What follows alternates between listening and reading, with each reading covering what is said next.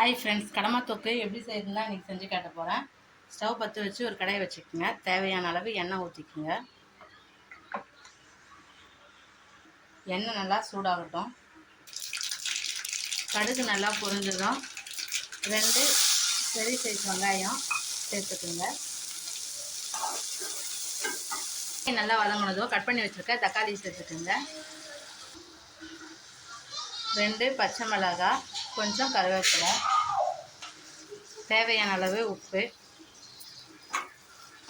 கொஞ்ச நேரம் மூடி போட்டு வச்சுக்கலாம். நல்லா வதங்கட்டும். A few minutes later. தக்காளி நல்லா வதங்கிடுச்சு.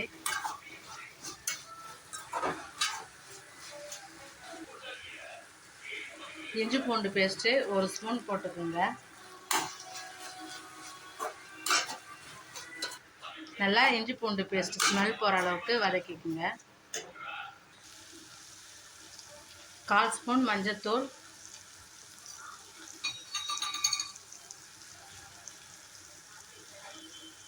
1/4 ஸ்பூன் சீரகத்தூள்,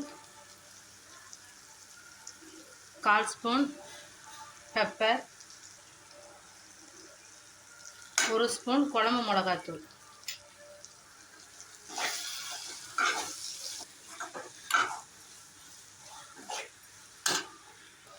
மசாலாலாம் நல்லா எண்ணெயில் வதக்கினதும்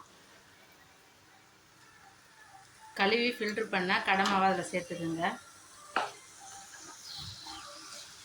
நல்லா மிக்ஸ் பண்ணிக்கலாம்.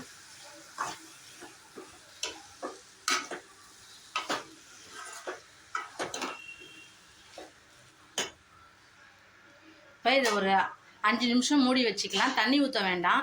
மூடி வச்சாலே இதில் கடமால தண்ணி வந்துடும். A few minutes later. 3 நிமிஷம் ஆகிடுச்சு.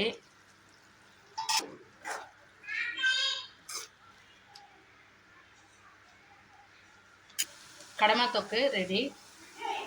லாஸ்ட்டில் 1 ஸ்பூன் பெப்பர் போட்டுக்குங்க. அது டேஸ்ட் நல்லாயிருக்கும்.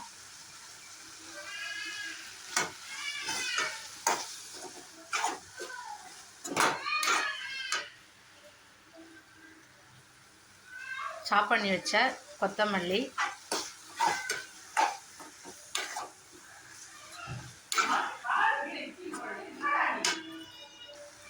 நான் இன்னும் கொஞ்சம் பெப்பர் போட்டிருக்கேன். கடமாக்கு இறாக்கு இதுக்கெல்லாம் பெப்பர் கொஞ்சம் லாஸ்ட்டாக போட்டால் டேஸ்ட் நல்லா சூப்பராக இருக்கும். நல்லா காரசாரமாக.